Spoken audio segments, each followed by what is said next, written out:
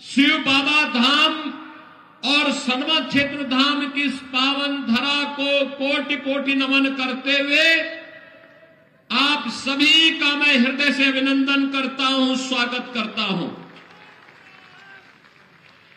बहनों और भाइयों, चुनाव चल रहे हैं।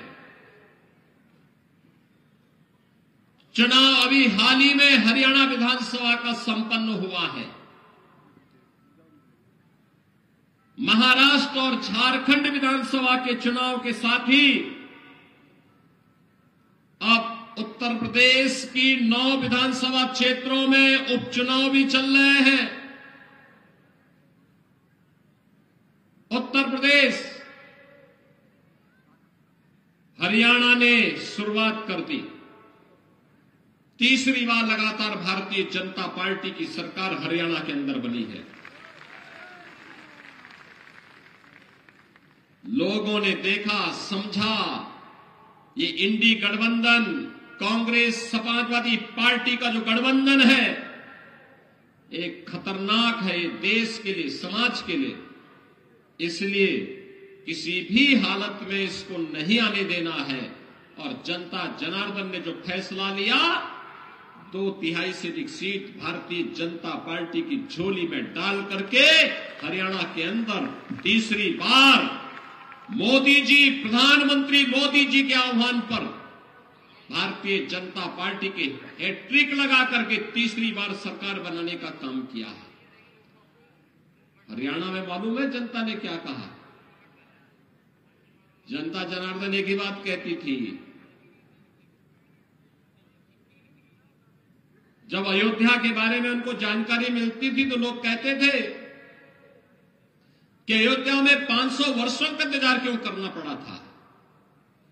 क्योंकि बंटे थे और इसीलिए कटे थे। एकजुट होकर के मोदी जी के नेतृत्व में जैसे देश ने लड़ाई लेनी शुरू की, अयोध्या में राम मंदिर के मुद्दे का समाधान भी हो गया। भगवान राम अपने धाम में विराजमान भी हो गए। और बहनों और भाइयों, देश की सीमा भी सुरक्षित हो गई। याद करिए, 2014 के पहले कांग्रेस नेतृत्व की सरकार हुआ करती थी। समाजवादी पार्टी बिन मांगे समर्थन देती थी और पाकिस्तान घुसपैठ करता था, आतंकी वारदात करता था, चीन भारत की सीमा में घुसता था। हम लोग आवाज उठाते थे। सांसद के रूप में मैं, हरिओम पांडे जी, ये लोग संसद में आवाज उठाते थे कि भाई देश के दुश्मन देश की सीमा के अंदर घुस रहे हैं, इनका मुंह तोड़ जवाब दो। तो ये लोग कहते थे, इंडी गठबंधन के लोग जो आज हैं, ये कहते थे अरे संबंध खराब हो जाएंगे।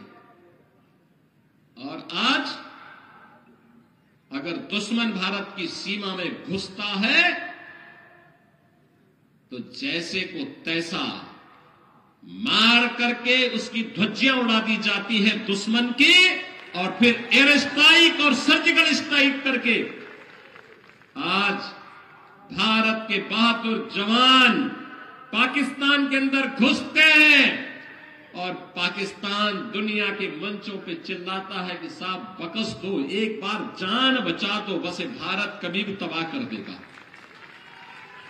ये नया भारत है, ये नया भारत है। छेड़ता नहीं, लेकिन कोई छेड़ेगा तो उसको छोड़ता भी नहीं है। ये नया भारत है, अपने सम्मान और अपने स्वाभिमान की रक्षा करना जानता है। और एक कांग्रेस और समाजवादी पार्टी के लोग तो याद करिए, 1 साल पहले 31 अक्टूबर को राष्ट्रीय एकता दिवस के रूप में लौह पुरुष सरदार वल्लभ भाई पटेल जी की जयंती को पूरे देश के अंदर हम लोग मना रहे थे। समाजवादी पार्टी उस दिन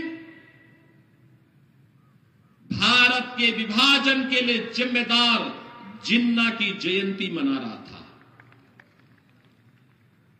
लौह पुरुष सरदार वल्लभ भाई पटेल, भारत की एकता के शिल्पी, भारत के अखंडता के शिल्पी लौह पुरुष सरदार वल्लभ भाई पटेल को जब केंद्र और राज्य सरकार, पूरा देश सरदार सम्मान के साथ याद कर रहा था, तब समाजवादी पार्टी के मुखिया जिन्ना को याद कर रहे थे। बहनों और भाइयों, ये लोग महापुरुषों का सम्मान नहीं करते। ये सपा हो या कांग्रेस, दोनों एक ही थैली के चट्टे बट्टे हैं।